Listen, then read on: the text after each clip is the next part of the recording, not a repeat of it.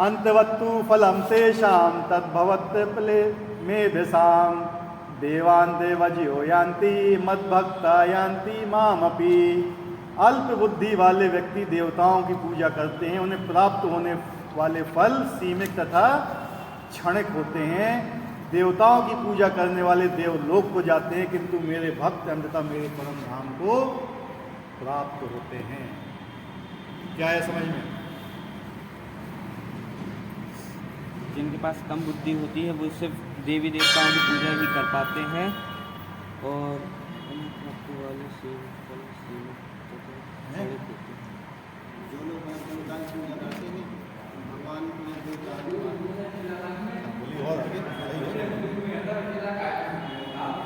बोलते जाइए। क्या अल्प बुद्धि वाले व्यक्ति जिनके पास बुद्धि कम होती है वो किसकी पूजा करते हैं? देवताओं। जो देवता होते हैं उनकी पूजा करते हैं जिनके पास बुद्धि कम होती है, और उन्हें प्राप्त होने वाले फल सीमित तथा क्षणिक होते हैं। जो उन्हें फल प्राप्त होते हैं वो भी लिमिटेड होते हैं, वो कुछ समय के लिए होते हैं, हमेशा के लिए नहीं होते। देवताओं की पूजा करने वाले देवलोक को जाते हैं, किंतु मेरे भक्त अंततः मेरे परम धाम को प्राप्त होते हैं। जो देवताओं के लोक होते हैं ये भी एक सीमित समय के लिए होते हैं, नष्ट हो जाते हैं। देवता भी सीमित समय के लिए होते हैं, नष्ट हो जाते हैं। ठीक है। और जो ये वरदान भी देते हैं वो भी सीमित समय के लिए होते हैं, वो भी नष्ट हो जाते हैं। ठीक है। इससे ज़्यादा कुछ जो इनकी पूजा करते हैं, देखो यहाँ पे दो चीज़ हैं, हमेशा समझ लेना। लोग ये बोलते हैं कि इस्कॉन वाले बोलते हैं देवताओं की पूजा मत करो, समझ रहे? ये गलत सिद्धांत है। पूजा करने के लिए हम कभी किसी की मना नहीं करते, ठीक है। हम कहते हैं पूजा करना चाहिए, लेकिन भक्ति करने के लिए किसकी होना चाहिए? भगवान की। आप पूजा करिए। पूजा मतलब क्या होता है? सम्मान करना। क्या? सम्मान। जो एक वैष्णव होता है वो चींटी का भी सम्मान करता है, तो ये तो देवी देवता है। अगर आप वैष्णव हो, अपने आप को वैष्णव हो, तो आप एक चींटी को भी सम्मान दें, क्योंकि चींटी भी भगवान का ही अंश है। क्या है? भगवान का ही अंश है, उसके अंदर भी भगवान परमात्मा रूप में विराजमान है, तो आपको उसका सम्मान करना चाहिए, ठीक है। लेकिन भक्ति की बात है, भक्ति के लिए केवल किसको बोला गया है? भगवान को। और अगर आप देवताओं की पूजा करते हैं उसको गलत नहीं बोला गया है, उसको क्या बोला है? इनके पास बुद्धि कम है। क्या बोला गया है? बुद्धि कम है, इसलिए देवताओं के पास जाते हैं। और इनके फल क्या होते हैं? यार किसी व्यक्ति के पास 10 रुपए है तो तुम्हें कितना दे सकता है बताइए? 10 ही रुपये देते हैं, उससे ज़्यादा तो दे नहीं सकता है। लेकिन जो करोड़पति हो तो तुम्हें कितना भी दे सकता है कि नहीं? लेकिन देवताओं के पास जाते हो आप, उनको है भगवान ने इतनी पावर देगे, तुम इतना इतना ही दे सकते हो, उससे ज़्यादा तुम्हारी शक्ति नहीं है, तो उससे ज़्यादा आपको दे ही नहीं सकते हैं वो। आप जितना ही प्रयास कर लो। कि हिरण्यकशिपु को अमरता का वरदान दिया था या रावण को अमरता का वरदान दिया था? नहीं दिया था। क्यों? क्योंकि उनके पास था ही नहीं, ठीक है, था ही नहीं उनके पास, कैसे दे देंगे?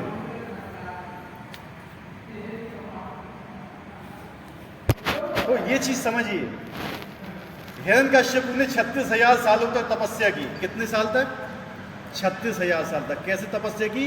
अंगूठे की नोक पे खड़ा होके दोनों हाथ ऊपर देखते हुए 36,000 वर्षों तक तपस्या करके उसने क्या प्राप्त कर लिया? कुछ कर पाए। और प्रहलाद महाराज केवल 5 साल भक्ति की भगवान। कितना? 5 साल। वो हिरण्यकशिपु उसके सामने परास्त हो गया। भगवान स्वयं आए प्रकट होकर मार दिया हिरण्यकशिपु। और जब वही हिरण्यकशिपु बाद में रावण बना तो उसके वरदान सब खत्म हो। फिर उसने ये तो नहीं बोला कि मैंने जो वरदान वहां प्राप्त किए थे वो मेरे पास अभी भी होना चाहिए, नहीं, क्योंकि उनके वरदान सीमित होते हैं और क्षणिक होते हैं। एक इंद्र एक मनवंतर तक रहता है, एक मनवंतर, यानी जो इंद्र आपको वरदान देगा वो एक मनवंतर तक ही रहेगा, उसके आगे नहीं रहेगा, खत्म खेल। अगर आपका शरीर छूट गया, दूसरा जन्म लिया, वो आपका वरदान काम नहीं करेगा। लेकिन जो वरदान भगवान देते हैं वो जन्मों जन्मों तक देते हैं। मम जन्मनि जन्मनीश्वरे भगवत भक्ति रहे तुकी तो, ये मानते हैं भक्त, जन्म जन्म तक रहता है, एक जन्म में नष्ट नहीं होता है। इसलिए कहते हैं जो बुद्धिमान लोग होते हैं वो भगवान की शरण में जाते हैं, जो अल्प बुद्धि वाले होते हैं वो देवताओं की शरण में जाते हैं। अब ये छूट आप लोगों को पड़े कि आप किसकी शरण में जाना चाहोगे। ठीक है, हमारा कहने का अर्थ ये होता है कि भक्ति आप भगवान की करो, पूजा आप देवताओं की करो, लेकिन उनको स्वतंत्र मान के मत करो, क्योंकि हमने पिछले श्लोक में क्या पढ़ा था कि ये लोग जो आपको वरदान भी देते हैं वो भी भगवान से ही पूछ के देते हैं। था लास्ट श्लोक में कि वही भगवान से ही पूछ के देते हैं, तो क्यों ना हम डायरेक्ट भगवान से ले लें। ठीक है, लेकिन हम जाते हैं वहां पे।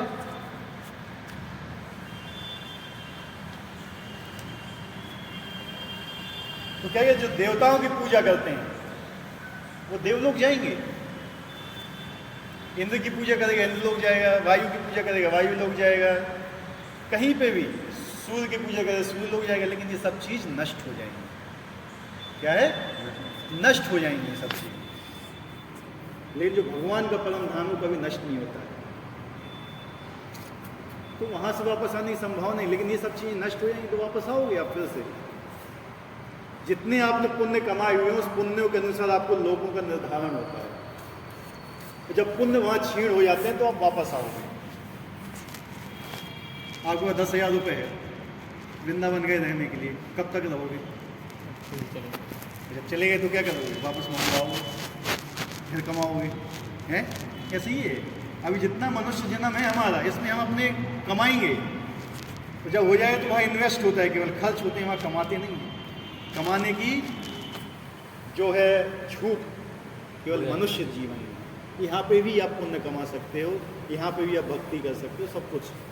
लेकिन एक बार मनुष्य जीवन चला गया फिर आपको नहीं मिलेगा समय, फिर आपको ये समय याद आएगा कि मैंने अपना जीवन बर्बाद कर दिया।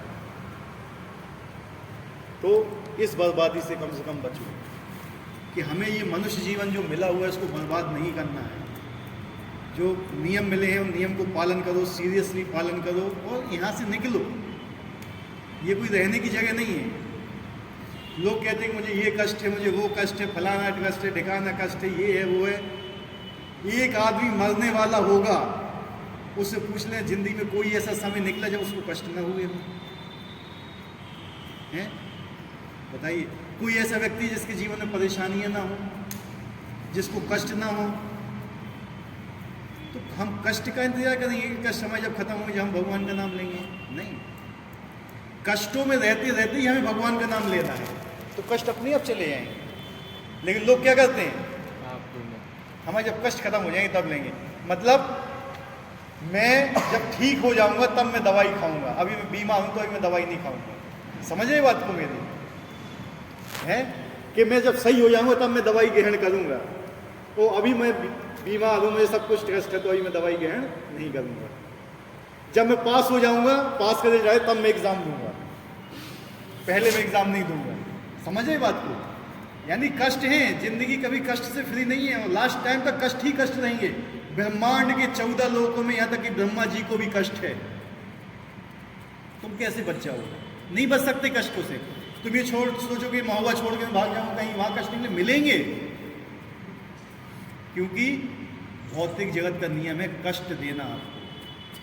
क्या है?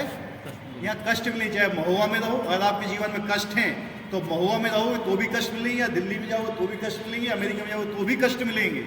कष्टों से आप नहीं बच सकते। लोग कहते हैं कि मैं एक नौकरी छोड़ के दूसरी पकड़ लूंगा, एक बीवी को छोड़ के तलाक दे के दूसरी से शादी कर लूंगा। नहीं, अगर आपके जीवन में कष्ट हैं तो वो मिलेंगे ही, कोई नहीं रोक सकता केवल हरि नाम को छोड़कर। वो कष्ट तभी रुकेंगे जब यहाँ से आप जाके वैकुंठ जाओगे, अन्यथा कष्ट नहीं रुकने वाले, जितना भी ट्राई कर लेना।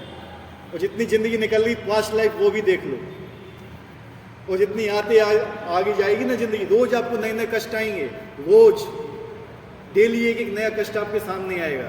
तो क्या आप हरि नाम छोड़ दोगे? सांस लेना छोड़ दोगे? या खाना खाना छोड़ दोगे? या पानी पीना छोड़ दोगे?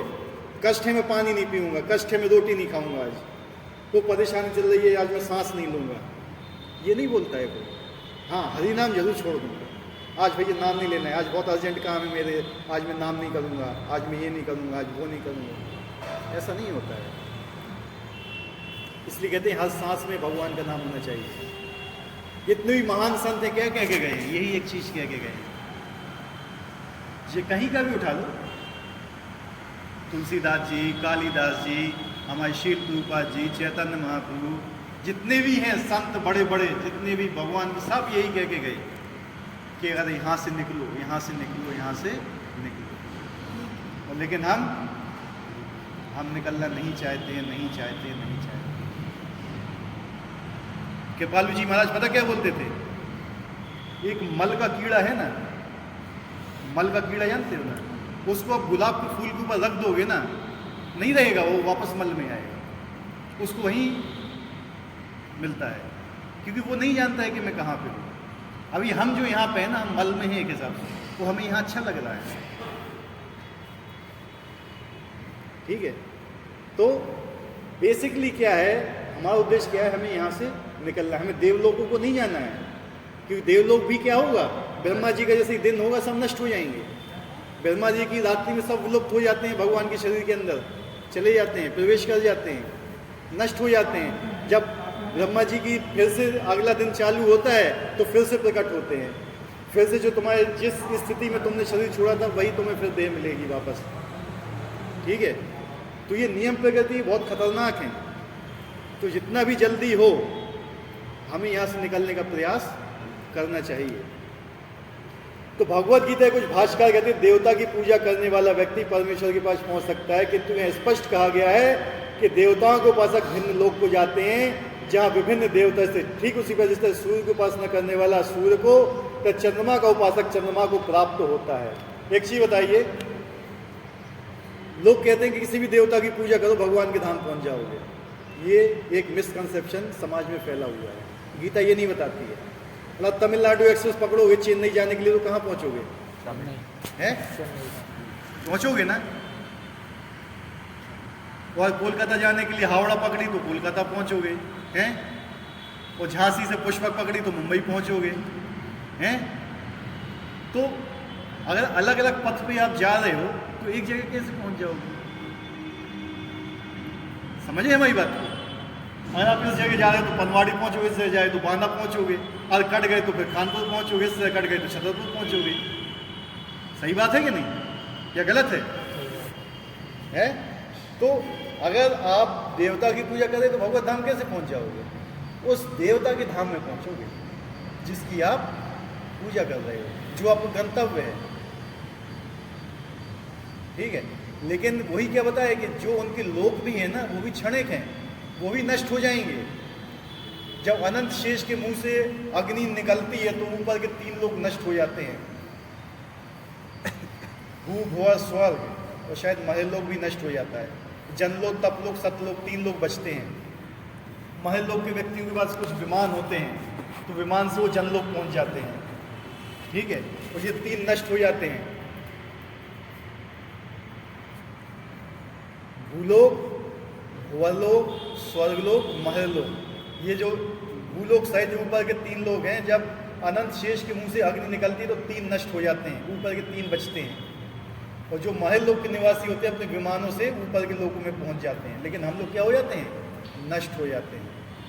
तो ये सारे लोग क्या हैं, लेकिन जो ब्रह्मा जी का भी लोक जो बचता है ना, ब्रह्मा जी की आयु समाप्त होने पर वो भी नष्ट हो जाता है, कोई भी लोक नहीं बचता है। और फिर ये सब गर्भोदक्षाई विष्णु के शरीर में प्रवेश कर जाता, सॉरी गाणोदक्षाई विष्णु के शरीर में प्रवेश, पूरा ब्रह्मांड के शरीर से जहाँ निकला था वहीं पे वहीं वापस चला जाता है, नष्ट हो जाता है। लेकिन भगवान का जो धाम है वो नष्ट नहीं होता है।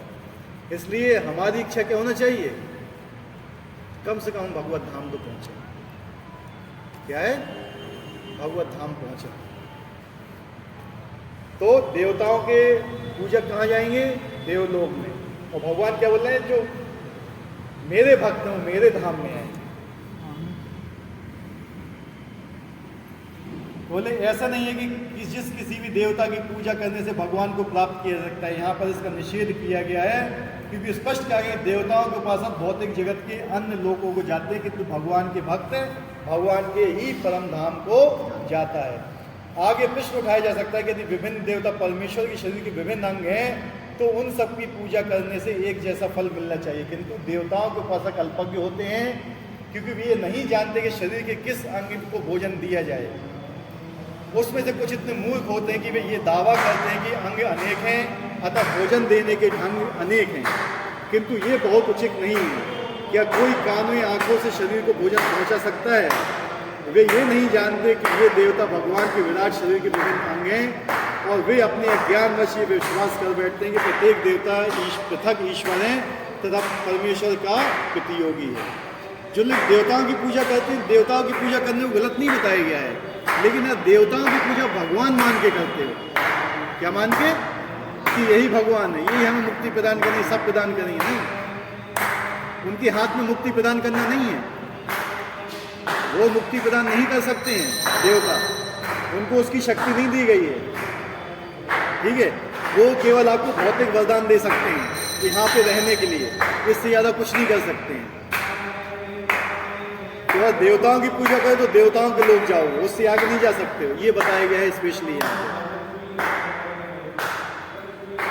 न केवल सारे देवता अपितु सामान्य जीव भी परमेश्वर के ही अंश हैं।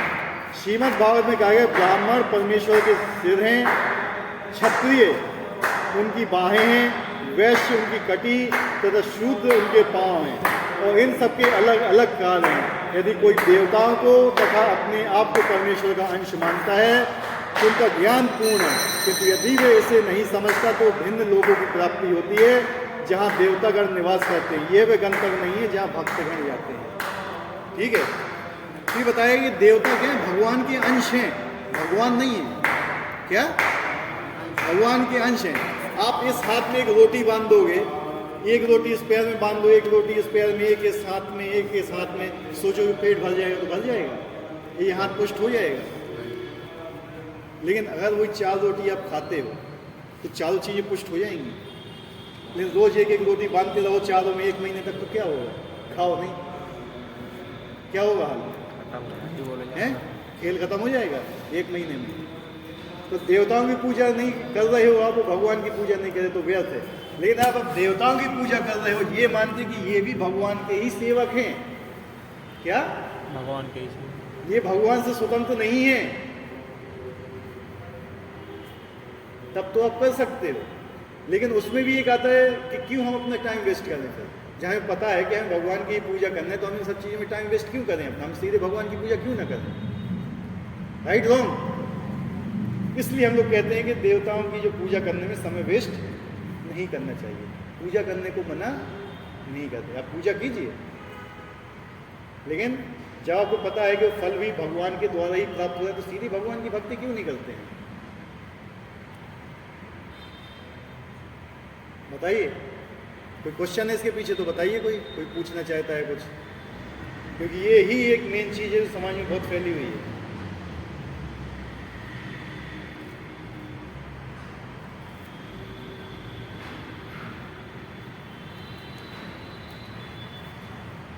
देवताओं से प्राप्त वरदान या वर नाशवान होते हैं, क्योंकि इस भौतिक जगत के भीतर सारे लोग, सारे देवता तथा उनके सारे उपासक नाशवान हैं। क्या बताया गया है?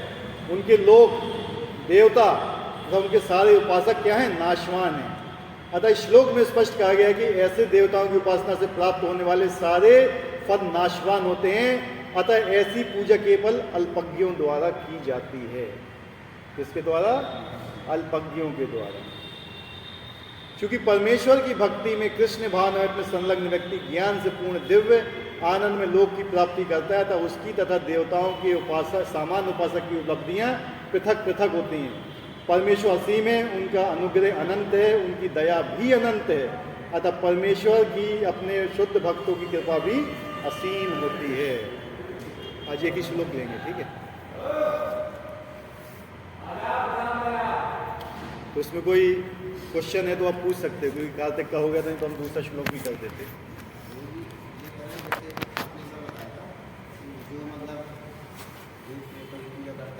भूत प्रेतों के लोग जाते, उन्हीं के बीच में जन्म लेता है।